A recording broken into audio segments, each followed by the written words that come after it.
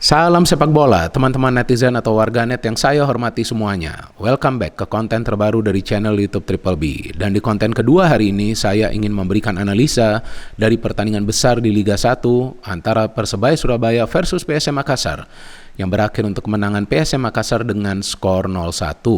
Dengan kemenangan ini berarti sekarang selisih poin antara PSM Makassar yang untuk sementara ini berada di peringkat nomor 1 dengan Persib Bandung yang untuk sementara ini berada di peringkat nomor 2 adalah 4 poin, dan dengan Persija Jakarta yang untuk sementara ini berada di peringkat nomor 3 adalah 6 poin.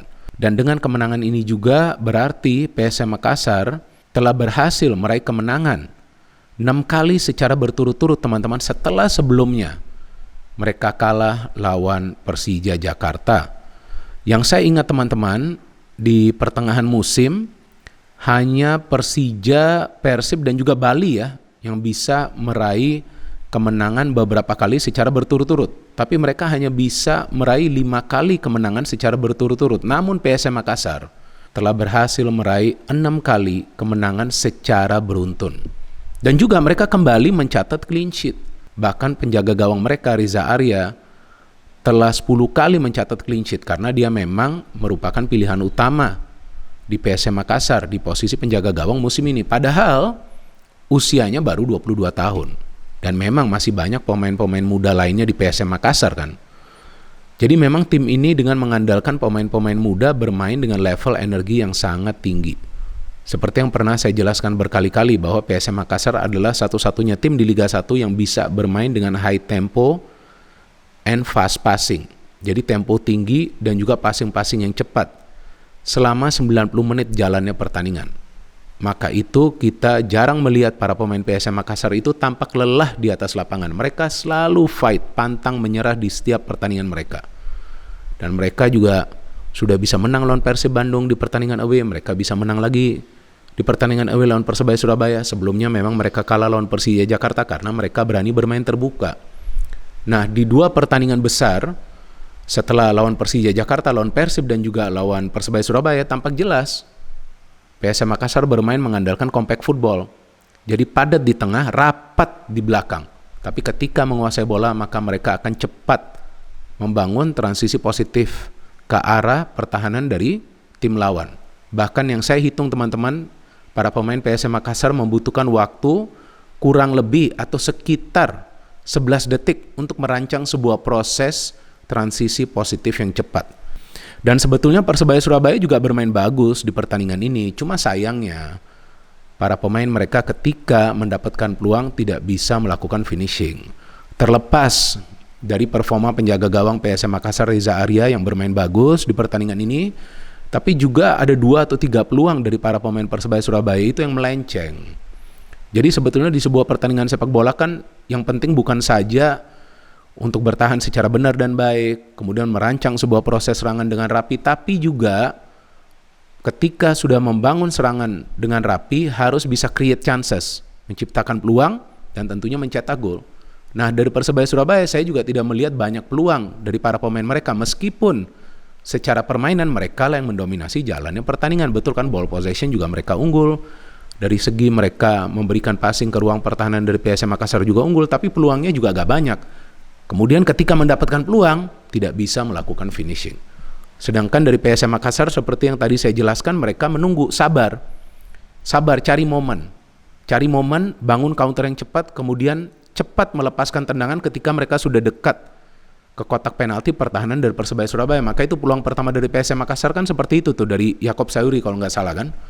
Kemudian ada lagi mereka mendapatkan peluang, Yuran sudah mencetak gol tapi memang dia sudah offside kan. Tapi kan para pemain PSM Makassar nih cepat mengambil keputusan untuk melepaskan tendangan. Mereka nggak mau lama-lama karena counter press dari para pemain Persebaya juga di pertandingan ini bagus. Mereka juga menyulitkan para pemain PSM Makassar untuk menguasai bola terlalu lama di lini tengah mereka. Kalau para pemain PSM Makassar itu bermain mengandalkan garis pertahanan yang tinggi di pertandingan away mereka sering kecolongan dari counter atau juga fast break para pemain tim lawan. Maka itu di pertandingan tadi juga mereka sangat berhati-hati, bermain compact, nunggu aja.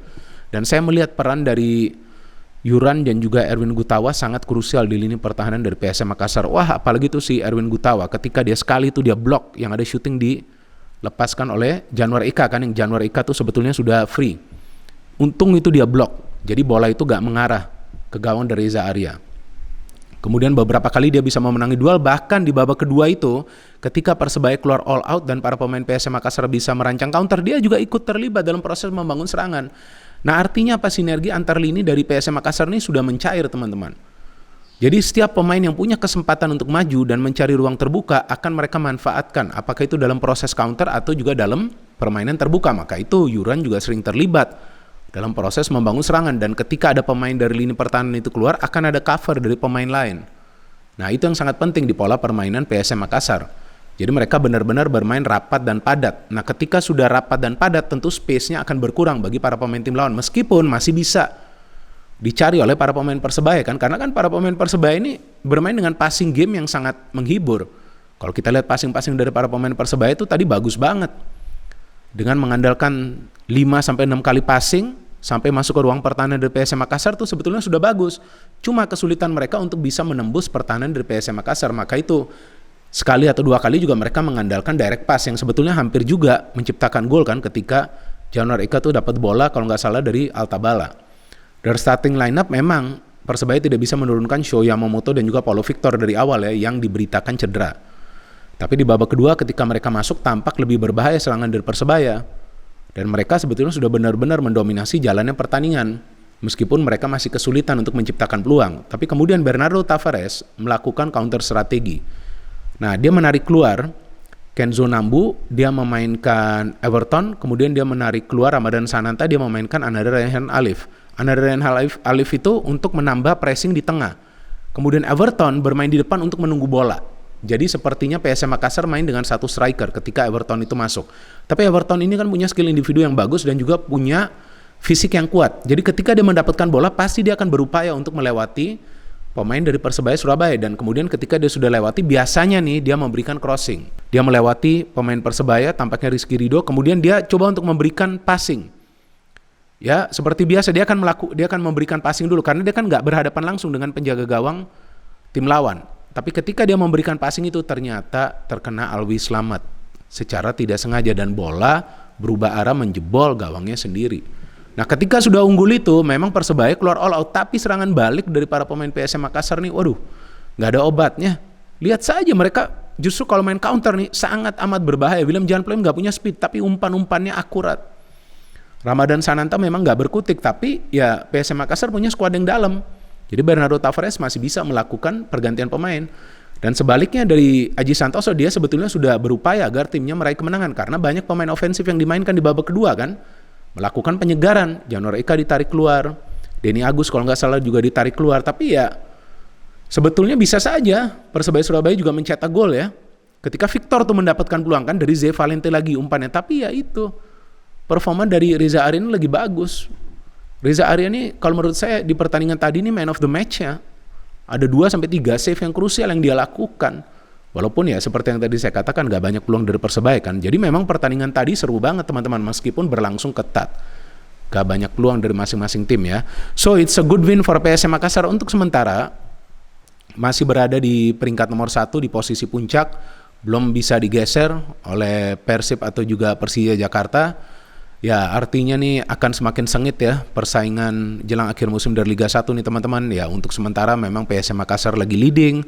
Tapi di belakang mereka atau di bawah mereka ada Persib Bandung dan juga Persija Jakarta. Artinya setiap pertandingan sisa dari Liga 1 musim ini bagaikan final bagi 3 tim yang sementara ini berada di zona papan atas yang bersaing untuk menjadi juara musim ini. Jadi kita tunggu saja teman-teman pertandingan-pertandingan selanjutnya dari Liga 1 yang saya yakin akan juga berjalan seru dan seperti biasa ketat, seperti pertandingan yang baru saja berakhir antara Persebaya Surabaya versus PSM Makassar yang dimenangkan PSM Makassar dengan skor 0-1. Jadi Bernardo Tavares ini tampaknya sudah belajar dari kekalahan PSM Makassar lawan Persija ketika mereka bermain terbuka. Jadi sekarang ketika bermain away lawan tim-tim yang kuat, dia memilih untuk mengandalkan compact football dan itu berhasil teman-teman. Karena PSM Makassar kembali meraih kemenangan dan kembali meraih kemenangan di kandang tim lawan.